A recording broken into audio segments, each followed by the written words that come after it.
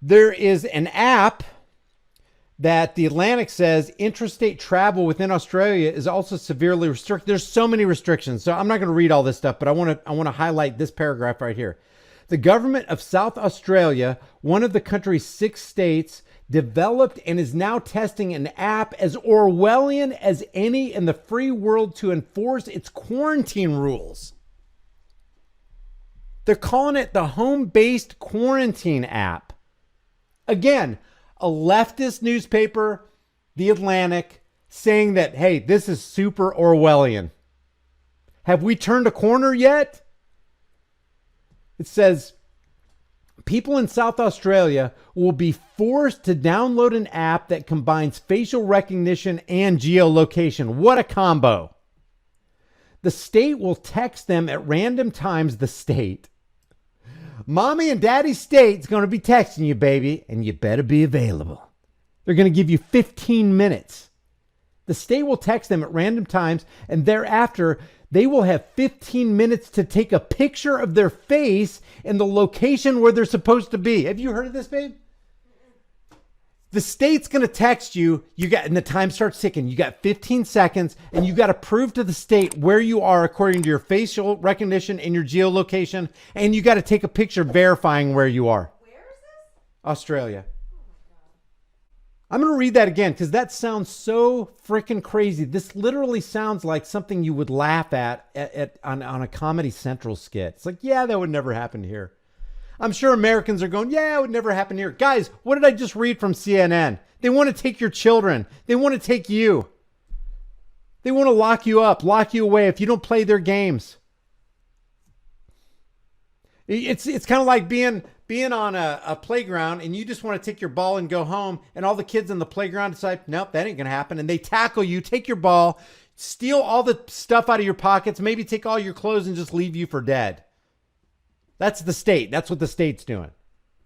The state will text them at random times, and thereafter they will have 15 minutes to take a picture of their face in the location where they're supposed to be. Should they fail, 15 minutes and 15 seconds, the police have already been dispatched.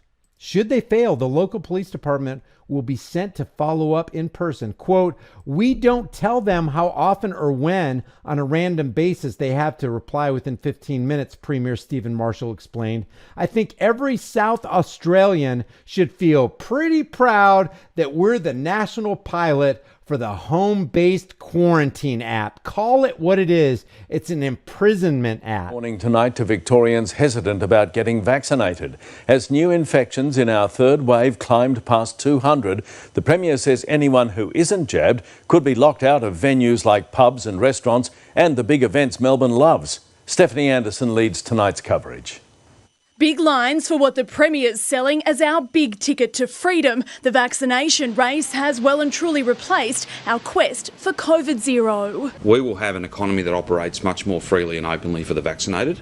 A shift from lockdowns to lockouts is today's promise, taking effect once we're at 80% protected. Your way in will be those 2 shots. If you're not vaccinated, and you could be, then the chances of you booking a ticket at a sporting event, going to a pub, going to all manner of different places will be very, very limited. But right now, the daily numbers still drive the response. 208 new cases, 96 of them linked, 112 mysteries. And while it's still not clear how many were infectious in the community, there is confirmation a third life has been lost in what's now building as our third wave. I'd like to add my condolences to the family of the man in his 60s from Altona North who sadly passed away yesterday. And it's in the city's west where clusters continue to grow. 48 new cases today impacting Altona, Tarneit and Truganina. There's 13 added to the tally in the east, taking in 3 in Richmond and 2 in Paran.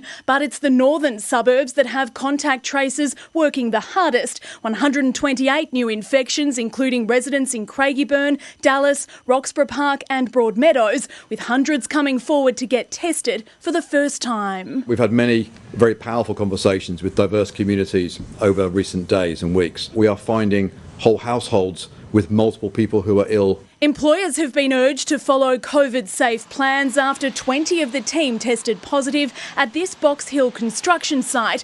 It, along with the Coburg Childcare Centre and Richmond Residential Complex, are Tier 1 exposures, the Botanical Gardens and the Tan, Tier 2. We're going to see cases rise.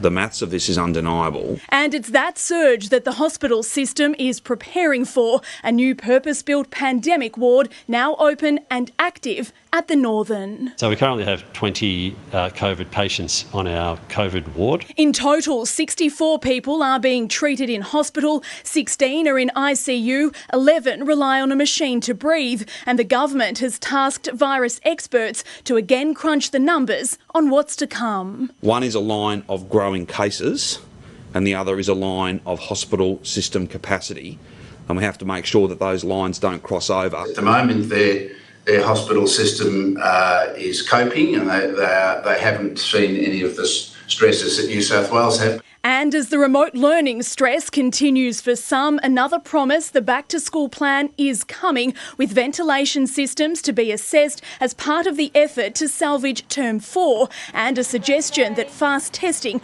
could be what makes it happen. The Liberal and Nationals have been calling on rapid testing for schools for months. Now, Steph, there's been a big surge in AstraZeneca bookings.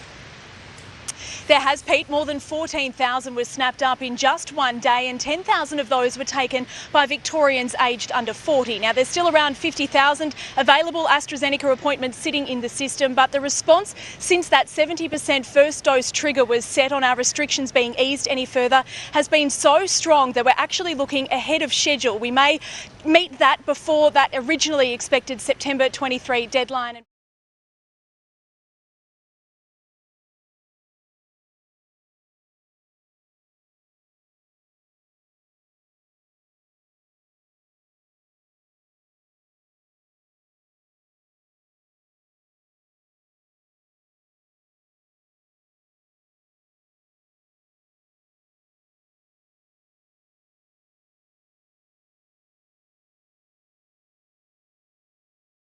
The shape of the coronavirus spike protein before the virus meets our cells is what triggers the most protective antibody response. So Keith must make the spike protein in the lab, locking it into exactly the same shape by adding another protein that acts a bit like a clamp. And that protein is a tiny fragment of HIV. The reason we chose this protein is because it's so well understood. It's a highly stable structure. There is absolutely no risk from this type of vaccine. There's nothing that makes HIV replicate.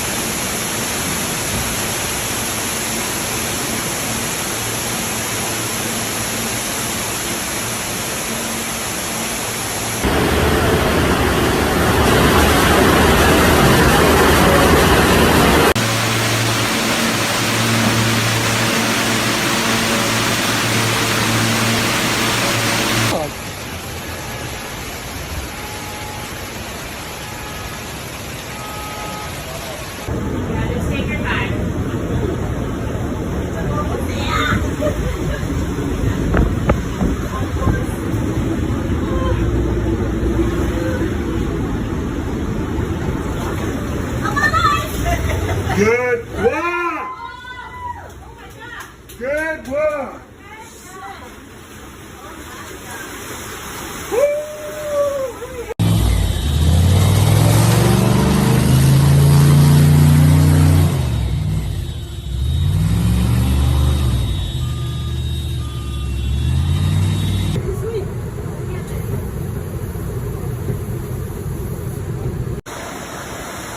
What are they doing?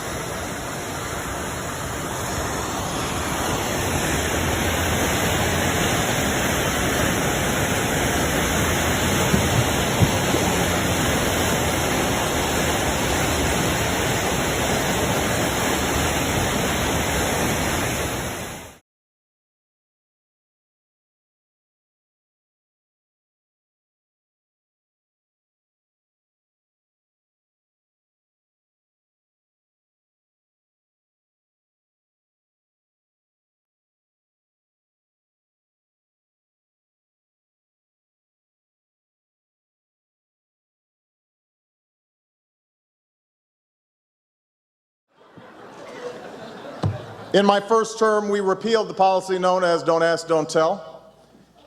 In